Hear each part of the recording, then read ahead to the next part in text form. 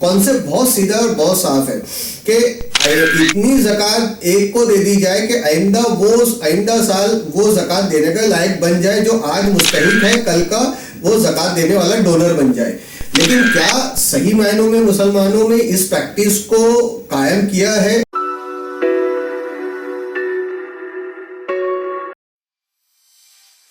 दोस्तों, मेरा नाम शाकिर रजा खान है और आप इस वक्त देख रहे हैं शादीहमारी.com मुस्लिम मैट्रिमोनियल वेबसाइट का यूट्यूब चैनल, जिसके ऊपर हम चला रहे हैं मुसलमान और ज़कात सीरीज। मुसलमान और ज़कात सीरीज की ज़रूरत क्यों है, ये सबसे पहले वाज़ेह कर दूं। आपने हो सकता है इससे पहले वाला एपिसोड देखा है मेरा, तो आपको उससे तो वाज़ेह हो ही गया होगा, लेकिन फिर भी अगर जिन्होंने नहीं देखा और जो पहली बार देख रहे हैं इस सीरीज को, तो मैं आपको बता दूं कि इस्लाम ने हर एक पसमानदा मुसलमान को रिफॉर्म करने के लिए, हर एक ज़रूरतमंद मुसलमान को रिफॉर्म करने के लिए, हर एक ज़रूरतमंद मुसलमान की मदद अल्लाह रब्बुल इज़्ज़त ने हम मुसलमानों के ऊपर में फ़र्ज़ के तौर पे आयत कर दी है, ताकि उस मदद के ज़रिए से हम जो है वो पसमानगी की तरफ ना जाए और ज़्यादा से ज़्यादा जो है वो एक दूसरे की मदद करे और मदद करने को एहसान ना माने। इसलिए ज़कात का कॉन्सेप्ट दिया हुआ है। देखिए, दुनिया में अकेला मजहब इस्लाम है जिसने इस कॉन्सेप्ट को दिया है जिससे कि सोसाइटी को डेवलप किया जा सके। वैसे इस्लाम ने कई सारे सोसाइटी डेवलपमेंट के काम बताए हैं मुसलमानों को, उसमें से एक फ़र्ज जो है हम पे आयत कर दिया है कि जो भी साहिब हैसियत है, साहिब निसाब है, उनके ऊपर ये फ़र्ज है कि वो अपने दौलत में का हिस्सा निकाल के उन रिश्तेदारों को, उन नातेदारों को, उन पड़ोसी को, उन अहबाब को, उन शहर के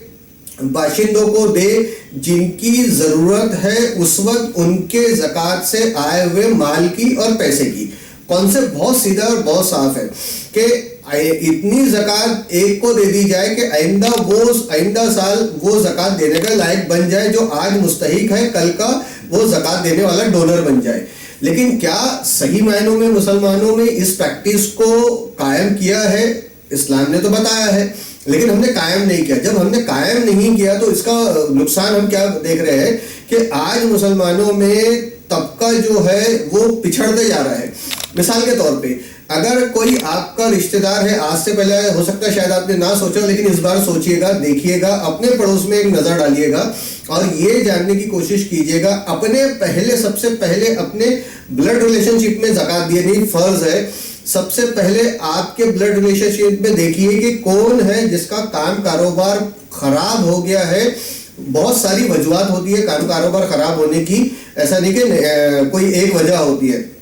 तो आप सबसे पहले ये देखिए कि किसकी नौकरी चली गई है, किसका कारोबार डल हो गया है, किसके घर में कोई बड़ी बीमारी से कोई गुजरा है और फाइनेंशियल क्राइसिस उसके आ रहे हैं। तो सबसे पहले अल्लाह तबारक व तआला ने आप पर जो ज़कात फ़र्ज की है वो अपने ब्लड रिलेशनशिप के अंदर की है, चाहे वो आपका भाई हो, बहन हो, आपकी साला हो, साली हो, आपके कोई दूसरे अहबाब हो, जिसमें वो जो ब्लड रिलेशनशिप में आपके है, आपके चचा, ताया, मामू, खाला, ये जो लोग हैं, इनके अंदर सबसे पहले ज़कात के कॉन्सेप्ट को अदा करने के लिए अल्लाह तबारक व तआला ने ज़कात की जिम्मेदारियां जो है आप पे आयत की है। इसीलिए हमने जो सीरीज शुरू की है मुसलमान और ज़कात के रिश्तेदार है सबसे पहले ज़कात के हकदार। मदरसा बिल्कुल भी नहीं आपके ज़कात का हकदार है, आपके ऊपर फ़र्ज रिश्तेदार है, मदरसा आप पर फ़र्ज नहीं है। मदरसे को ज़कात नहीं भी दी जाएंगी तो आपसे सवाल आखिरत में नहीं पूछा जाएगा, क्योंकि अगर आपने वो ज़कात अपने ज़ाती रिश्तेदार को दी है, तो अगर आपने अपने ज़ाती रिश्तेदार को ज़कात नहीं दी है और आपने 2000 किलोमीटर दूर, जैसे मिसाल के तौर पे मैं नागपुर शहर का रहवासी हूँ, तो हर साल यहाँ पर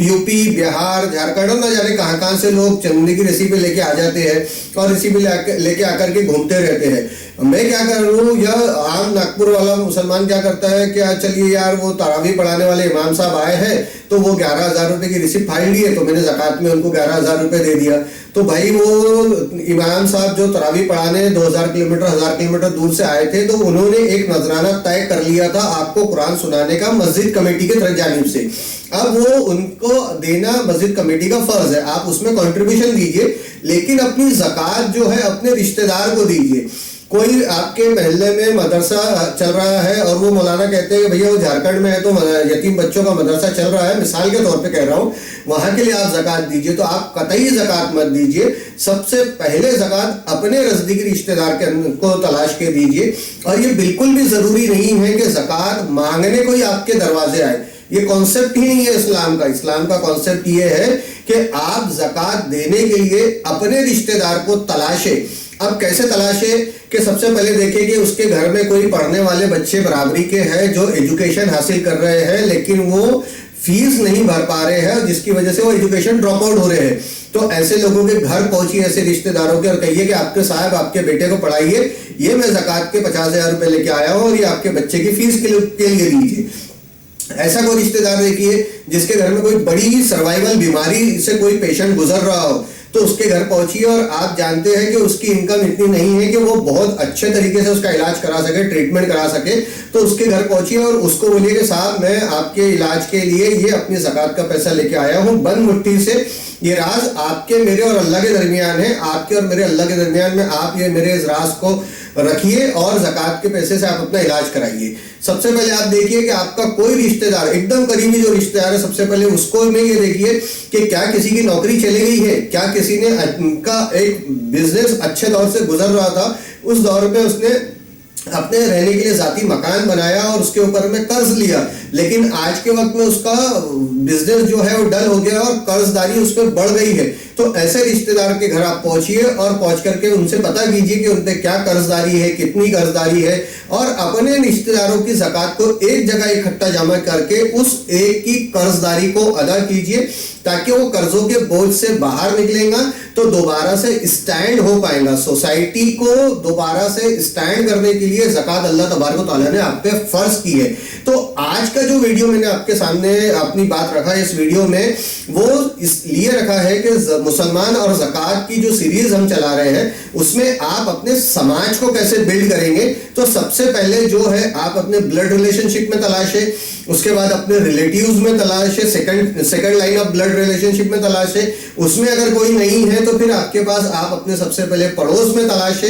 अगर पड़ोस में कोई नहीं है तो फिर मोहल्ले में तलाशे, अगर मोहल्ले में नहीं है तो फिर इलाके में तलाशे, और अगर इलाके में कोई नहीं है तो फिर शहर में तलाशे, और अगर आपके शहर में कोई आपको ज़कात लेने का मुस्तहिक ना मिले तो फिर 1000-2000 किलोमीटर दूर के किसी मदरसे को आप ज़कात बेशक दे सकते हैं, मनाही नहीं है। लेकिन अल्लाह तबारक व तआला से आपका जब सामना होगा तो अल्लाह तबारक व तआला की बारगाह में सबसे पहले आपकी ज़कात आपके रिश्तेदार को नहीं दिए जाने पर आपका रिश्तेदार अल्लाह की बारगाह में आपकी शिकायत करेगा और कहेगा कि अल्लाह रब्बुल इज़्ज़त, मेरा ये रिश्तेदार ये जानता था कि मेरा काम कारोबार खसारे में है, मैं कर्जों के बोझ में डूबा हुआ हूँ, लेकिन ये ज़कात जो है मदरसों में बांट रहा था, अपने दरवाजे में लाइन लगा के बांट रहा था, राशन किट बांट रहा था और मेरी ज़रूरत को पूरा करने के लिए अपनी ज़कात के पैसे मुझे नहीं दे रहा था। तो सुनिए और जानिए कि आपके पास में उस वक्त क्या जवाब होगा। सोचिए, लरजिए अल्लाह के उस खौफ से कि जब अल्लाह तबारक व तआला आपसे उसकी शिकायत पे नाराज हो जाएगा। तो दोस्तों आज के इस वीडियो में इतना